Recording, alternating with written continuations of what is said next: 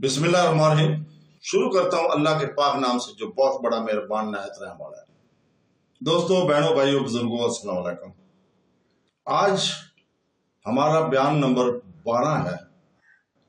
تو دوستو، ہمارا مقصد قرآن سنت اور قرآن پاک سے اور سنت رسول سے سیکھنا اور سکھانا، احکام کو سمجھنا، تاریخ پر غور کرنا اور الہی رہنمائی سے مسائل کا حل تلاش کرنا ہے۔ اللہ تعالی ہمارے اس بیان کو مفید تمام دلوں کے لیے نور کا ذریعہ بنا ہے۔ تو دوستو، بہنوں، بھائیوں، بزرگوں، آج ہم جو بیان کریں گے کہ مسلمانوں کو جنگ کا حکم کیوں دیا گیا۔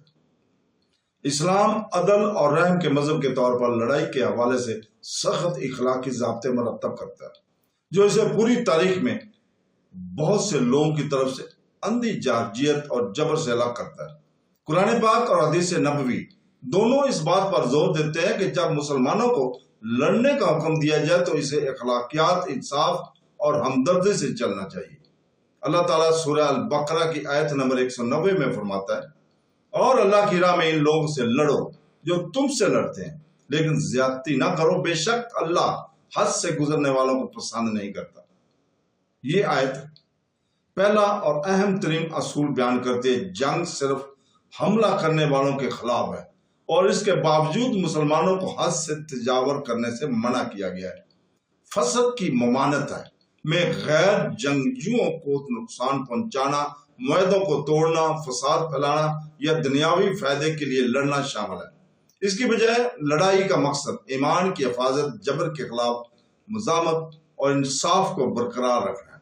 سب سے زیادہ زور دینے والے قوانین میں سے ایک غیر جنگجو جیسے خواتین، بچوں، بوڑھوں اور رہبوں کا تحفظ ہے۔ نبی کریم صلی اللہ علیہ وسلم نے واضح ہدایت دی ہے، عورتوں اور بچوں کو قتل نہ کرو۔ صحیح مسلم حدیث نمبر 1731۔ ایک اور روایت میں عبداللہ بن عمر رضی اللہ تعالیٰ عنہ بیان کرتے ہیں کہ رسول پاک صلی اللہ علیہ وسلم نے جنگ میں عورتوں اور بچوں کے قتل سے منع فرمایا۔ صحیح بخاری حدیث نمبر 3015۔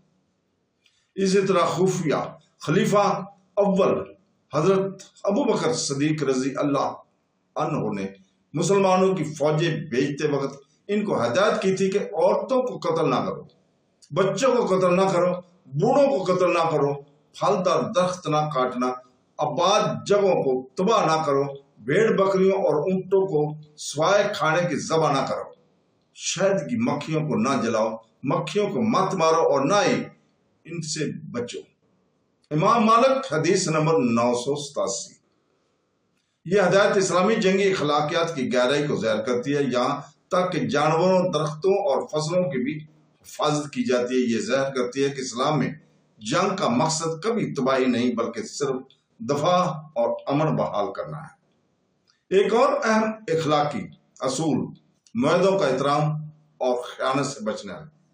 قرآن پاک نے سورہ انفال کی آیت نمبر 58 میں حکم دیا ہے، اگر تمہیں کسی قوم کی طرف سے خیانت کا اندیشہ ہو تو ان کے معاہدے کو ان کی طرف واپس پھینک دو، بے شک اللہ خیانت کرنے والوں کو پسند نہیں کرتا۔ اس کا مطلب یہ ہے کہ مسلمانوں کو معاہدوں میں خیانت کرنے یا خفیہ فریب میں ملوث ہونے کی اجازت نہیں ہے۔ اگر دشمن کسی معاہدے کو توڑتا ہے تو مسلمانوں کو کسی بھی لڑائی سے پہلے اس معاہدے کے خاتمے کا اعلان کرنا چاہیے۔ رسول پاک صلی اللہ علیہ وسلم نے فرمایا، جس نے کسی ایسے شخص کو قتل کیا جس کا مسلمانوں سے معاہدہ ہو، وہ جنت کی خوشبو نہیں سونگے گا، حالانکہ اس کی خوشبو 40 سال کی مسافت پر پائی جاتی ہے۔ صحیح بخاری حدیث نمبر 3166۔ یہ حدیث مسلمانوں کی حفاظت میں رہنے والوں کے لیے زندگی کو حرمت کو قائم کرتی ہے۔ یہ ظاہر کرتی ہے کہ جنگ کے وقت بھی غداری حرام ہے۔ اسلام تکبر، قوم پرستی یا دنیاوی فائدے کے لیے لڑنے سے بھی منع کرتا ہے۔ رسول پاک صلی اللہ علیہ وسلم نے ایک آدمی کے بارے میں پوچھا گیا کہ وہ جو بہادری سے لڑتا ہے، دوسرا غرور سے اور تیسرا دکھاوے کے لیے، تو انہوں نے جواب دیا، جو اس لیے لڑتا ہے کہ اللہ کا کلمہ بلند ہو، وہ اللہ کی راہ میں ہے۔